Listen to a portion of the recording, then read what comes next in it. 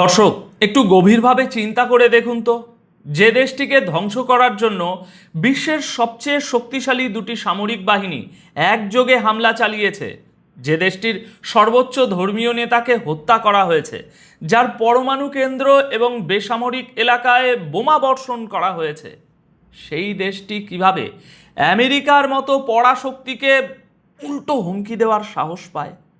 বলুন, কি করে সাহস পায়? লজিক্যালি চিন্তা করুন।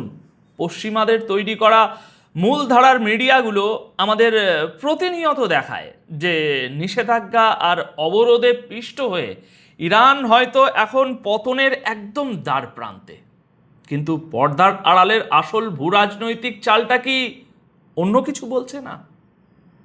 আজ আমরা আলোচনা করব কিভাবে একটি আপাত অবরুদ্ধ দেশ বিশ্বের সবচেয়ে গুরুত্বপূর্ণ নৌপথকে নিজেদের ব্যক্তিগত সম্পত্তি হিসাবে ঘোষণা করে দিয়েছে। সেখানে পশ্চিমা জাহাজের উপরে শুল্ক বসানোর দুঃসাহস দেখাচ্ছে সেই দেশটি। শুধু তাই নয়, ভিডিওর শেষের দিকে আমরা এমন একটি গোপন কৌশল বা বলা ভালো মাস্টার স্ট্রোক উন্মোচন করব, যা দেখায় কিভাবে ইরান মধ্যপ্রাচ্যের ভৌগোলিক সীমানা পেরিয়ে এমন জায়গায় আঘাত আনার প্রস্তুতি নিচ্ছে এবার, যা ওয়াশিংটন বা তেল আবিব কল্পনাও করতে পারছে না। পুরো হিসাবটা বুঝতে হলে আপনাকে আজকের এই আলোচনাটির প্রতিটি অংশ খুব মনোযোগ দিয়ে দেখতে হবে, কারণ খবরের ভিতরের আসল খবরটা পশ্চিমা মিডিয়া কখনোই আপনাদের সামনে আসতে দেবে না। এবার আসুন সর্বপ্রথম দিকে এগাই। বিষয়টি ভালোভাবে বোঝার জন্য আমাদের একটু প্রেক্ষাপট বা ব্যাকগ্রাউন্ডে যেতে হবে। দর্শক, মনে করে দেখুন, গত 28শে ফেব্রুয়ারি 2026 তারিখে ঠিক কী ঘটেছিল। কোনো উস্কানি ছাড়াই আমেরিকা এবং ইসরায়েল যৌথভাবে ইরানের উপর একটা ভয়াবহ এবং বলবো বেআইনি আগ্রাসন শুরু করে। সেই হামলায় শুধু একটি প্রাথমিক বিদ্যালয় ধ্বংস হয়নি, বরং তারা ইরানের সর্বোচ্চ নেতা আয়াতুল্লাহ সৈয়দ আলী খামেনি এবং বেশ কয়েকজন উচ্চপদস্থ সামরিক কমান্ডার এবং বেসামরিক কর্মকর্তাকে নির্মমভাবে হত্যা করেছিল। পশ্চিমা নীতি নির্ধারকরা ভেবেছিলেন এই বিধ্বংসী ধাক্কার পর ইরান হয়তো পুরোপুরি ভেঙে পড়বে, তাদের চেইন অফ কমান্ড ধ্বংস হয়ে যাবে এবং তারা আত্মসমর্পণ করতে বাধ্য হবে। কিন্তু বাস্তববাদী বিশ্লেষক হিসাবে আমাদের বুঝতে হবে যে ইরান কোনো একক ব্যক্তির উপর ভিত্তি করে গড়ে ওঠেনি, এটি একটি আদর্শ। ইরান এই হামলার জবাবে কোনো কান্নাকাটি বা দুর্বলতা দেখায়নি, তারা পাল্টা আঘাত এনেছে অত্যন্ত পরিকল্পিতভাবে। অপারেশন ট্রু প্রমিস 4-এর অধীনে ইরান কমপক্ষে 100টি ওয়েবে শত শত ড্রোন এবং ক্ষেপণাস্ত্র নিক্ষেপ করে মধ্যপ্রাচ্যে থাকা মার্কিন ও ইসরায়েলি সামরিক এবং বাণিজ্যিক জায়গাগুলোতে লক্ষ্যবস্তু এনেছিল। এরপর পাকিস্তানের মধ্যস্থতায় এপ্রিলের শুরুতে একটা সাময়িক যুদ্ধবিরতি কার্যকর হলেও মার্কিন প্রেসিডেন্ট ডোনাল্ড ট্রাম্প গত 13ই এপ্রিল 2026 তারিখে ইরানের বন্দরগুলোর উপর একটা বেআইনি নৌ অবরোধ জারি রাখার ঘোষণা দেন। আর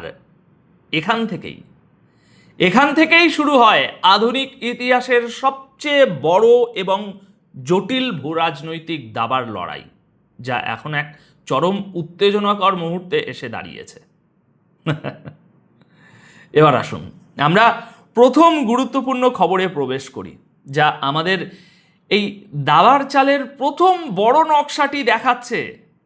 প্রেস টিভি তাদের একটি বিশেষ প্রতিবেদনে, যা গতকাল বুধবার 20শে মে 2026 তারিখ সকাল 10:46 প্রকাশিত হয়েছে। এখানে স্পষ্ট উল্লেখ করা হয়েছে যে ইরানের আইআরজিসি সরাসরি আমেরিকাকে লক্ষ্য করে একটি চরম হুঁশিয়ারি বার্তা দিয়েছে। আইআরজিসি বলেছে, যদি ইরানের বিরুদ্ধে নতুন করে কোনো আগ্রাসন চালানো হয়, তবে এবার আর যুদ্ধ শুধু মধ্যপ্রাচ্য অঞ্চলের মধ্যে সীমাবদ্ধ থাকবে না, এই যুদ্ধকে অঞ্চলের বাইরে নিয়ে যাওয়া হবে এবং শত্রুর উপর এমন সব জায়গা থেকে বিধ্বংসী আঘাত আনা হবে যা তারা কল্পনাও করতে পারছে না। দর্শক, এই বিবৃতির গভীরতা একটু বোঝার চেষ্টা করুন। আইআরজিসি সরাসরি ট্রাম্প প্রশাসনকে উদ্দেশ্য করে বলেছে যে আমেরিকান জায়নিস্ট শত্রু ইরানের কাছে বারবার কৌশলগত পরাজয় বরণ করেও কোনো শিক্ষা নেয়নি এবং তারা আবারও হুমকির পথ বেছে নিয়েছে। আইআরজিসির ভাষায়, যদিও তারা বিশ্বের সবচেয়ে ব্যয়বহুল দুটি সেনাবাহিনীর পুরো যে ক্ষমতা সেটা ব্যবহার করে আমাদের উপর আক্রমণ করেছিল, আমরা কিন্তু আমাদের সমস্ত শক্তি এবং ক্ষমতা তাদের বিরুদ্ধে এখনো মাঠে নামাইনি। অর্থাৎ ইরান এখানে স্পষ্ট বার্তা দিচ্ছে যে এতদিন তারা যা দেখিয়েছে তা ছিল তাদের শক্তির মাত্র একটা অংশ। এখন যদি আবার কোনো ভুল পদক্ষেপ নেওয়া হয় তবে তার খেসারত দিতে হবে বিশ্বব্যাপী। গতকাল বুধবার 20 মে 2026 তারিখের এই একই প্রতিবেদনে ইরানের পররাষ্ট্রমন্ত্রী আব্বাস আরাগচিও খুব ঠান্ডা মাথায় একটা সতর্ক বার্তা দিয়েছেন। তিনি বলেছেন, ইরানের সাথে যুদ্ধের পুনরাবৃত্তি ঘটলে সেখানে আরও অনেক বড় বিস্ময় অপেক্ষা করছে। এবার লজিক্যালি চিন্তা করুন, এই অঞ্চলের বাইরে যুদ্ধ এবং এই বড় বিস্ময় বলতে আসলে কি বোঝানো হচ্ছে?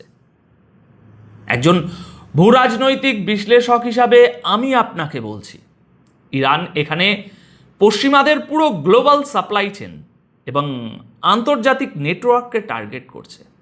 এর মানে হলো, যুদ্ধ যদি আবার শুরু হয় তবে তা কেবল পারস্য উপসাগরে সীমাবদ্ধ থাকবে না। লোহিত সাগর, ভূমধ্য সাগর, এমনকি ভারত মহাসাগরের যে দূরবর্তী অঞ্চল সেগুলোতেও সেখানে থাকা পশ্চিমা বাণিজ্যিক জাহাজ বা মার্কিন সামরিক ঘাঁটি সেগুলোও এই আঘাতের আওতায় চলে আসবে। আইআরজিসি তাদের এই বিবৃতিতে পবিত্র কুরআনের সূরা আত-তওবার 12 নম্বর আয়াত উল্লেখ করে বলেছে যে তারা মাঠের লড়াইয়ে বিশ্বাসী, সামাজিক যোগাযোগ মাধ্যমে বা ফাঁকা বিবৃতিতে নয়। দেখুন, পশ্চিমা বিশ্ব যেখানে মিডিয়া হাইপ তৈরি করে যুদ্ধ জয়ের নাটক সাজাচ্ছে, সেখানে ইরান কিন্তু নীরবে নীরবে তাদের সামরিক ক্ষমতা বাড়িয়েছে।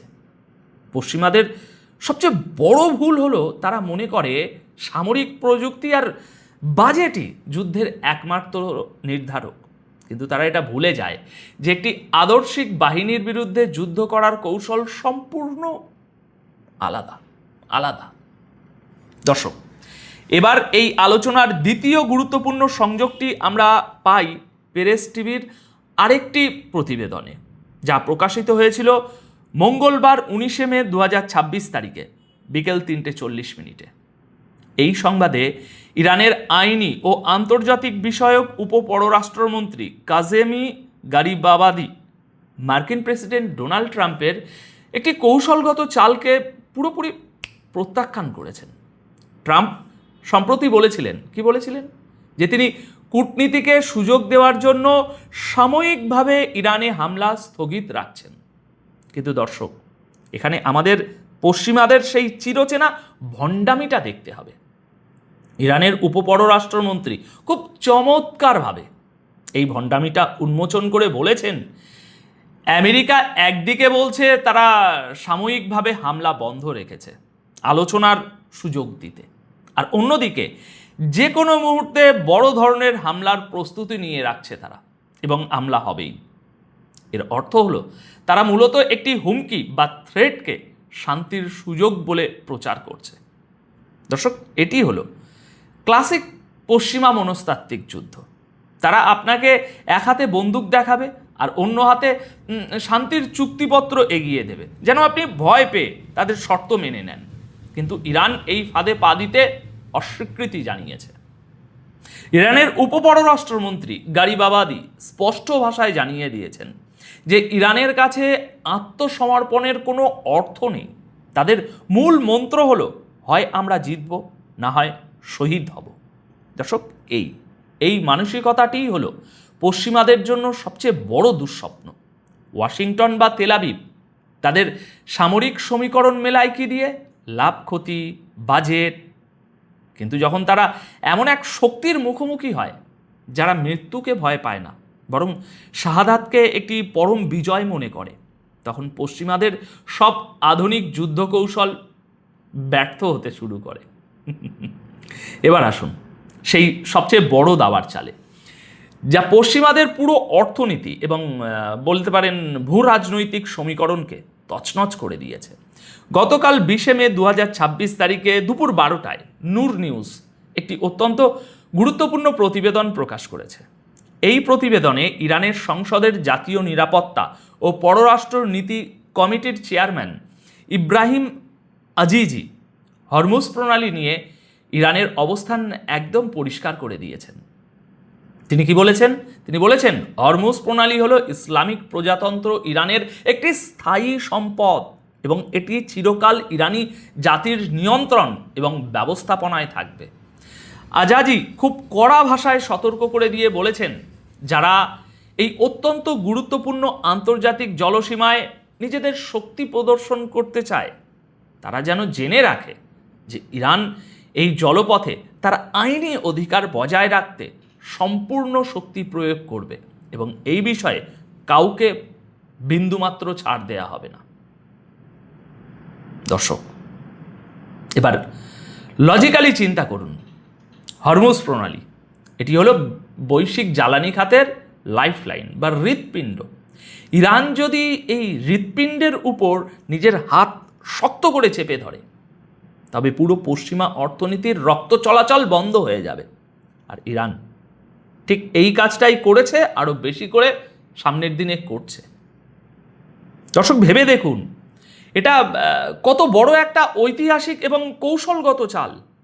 আমেরিকা যে জলপথকে আন্তর্জাতিক কমন রুট বলে দাবি করত, সেখানে এখন ইরান নিজের সার্বভৌমত্ব খাটিয়ে প্রতিটি জাহাজ থেকে কর আদায় করার সিদ্ধান্ত নিয়েছে। আজিজি স্পষ্ট বলেছেন এটি সম্পূর্ণভাবে ইরানের জাতীয় সার্বভৌমত্বের সাথে সঙ্গতিপূর্ণ এবং এর মাধ্যমে আন্তর্জাতিক বাণিজ্যের নিরাপত্তা নিশ্চিত করা হবে। অর্থাৎ ইরান এখন এই হরমুজ প্রণালীকে তাদের একটা পূর্ণাঙ্গ অর্থনৈতিক, রাজনৈতিক এবং সামরিক লিভার হিসাবে ব্যবহার করছে। পশ্চিমা শক্তিগুলো এতদিন মনে করত নিষেধাজ্ঞা দিয়ে, হুমকি ধমকি দিয়ে তারা ইরানকে অর্থনৈতিকভাবে পুরো প্যারালাইজ করে দেবে, কিন্তু এখন ইরান উল্টো তাদের তৈরি করা সংকটের সুরাহা করতে পশ্চিমা এবং তাদের সহযোগী দেশগুলোর বাণিজ্য জাহাজের উপর কর আরোপ করে নিজেদের রাজস্ব বাড়াচ্ছে। কোনো বিদেশি শক্তি ইরানি জাতিকে এই অধিকার থেকে বঞ্চিত করতে পারবে না বলে আজাজি অত্যন্ত আত্মবিশ্বাসের সাথে ঘোষণা করেছেন। এখন লজিক্যালি একটু চিন্তা করুন, এই পুরো পরিস্থিতির শেষ কোথায়? আমেরিকা এবং তার মিত্ররা কি আসলেই ইরানের সাথে একটা পূর্ণাঙ্গ যুদ্ধ শুরু করার সামর্থ্য রাখে?